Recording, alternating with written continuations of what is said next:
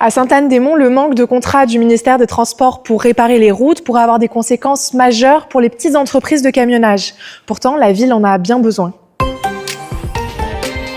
Ce que demande le maire de Sainte-Anne-des-Monts, c'est que le MTQ modifie les critères qui permettent d'accorder du financement pour réparer les routes, en tenant davantage compte de l'économie des régions.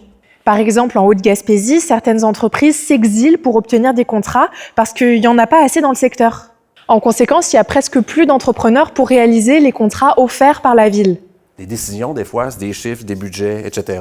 On coche, mais quand c'est une perte de service, je ne suis pas capable de faire du pavage, j'ai mes camionneurs en vrac qui... c'est une perte de service. Est-ce que ces camions-là vont être à vendre? Est-ce que bientôt on n'aura plus ces gens-là avec nous? Le Cégep de Matane veut pleinement intégrer l'intelligence artificielle à son nouveau programme d'administration et de gestion. La vision du Cégep, c'est que comme les étudiants utilisent déjà l'IA dans leur apprentissage, il vaut mieux leur apprendre à l'utiliser correctement. Ce qui se traduira par des cours d'éthique et des formations pour apprivoiser ces nouveaux outils. C'est vraiment de prendre le taureau par les cornes puis montrer que oui, on peut les former, on va leur montrer comment ça fonctionne puis on va développer leurs compétences de base. Parce qu'on sait que s'ils ne développent pas leurs compétences, ils vont mal utiliser l'intelligence artificielle. Le centre de service scolaire René Lévesque confirme la présence d'amiante dans l'école Bourg de Carleton-sur-Mer. C'est celle qui a été gravement endommagée dans un incendie fin janvier.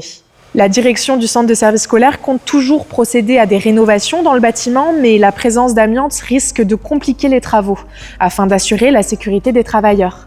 D'ailleurs, les élèves de l'école Bourg ont repris les cours aujourd'hui à l'école Saint-Paul de Maria. Et moi, je vous souhaite une excellente fin de semaine.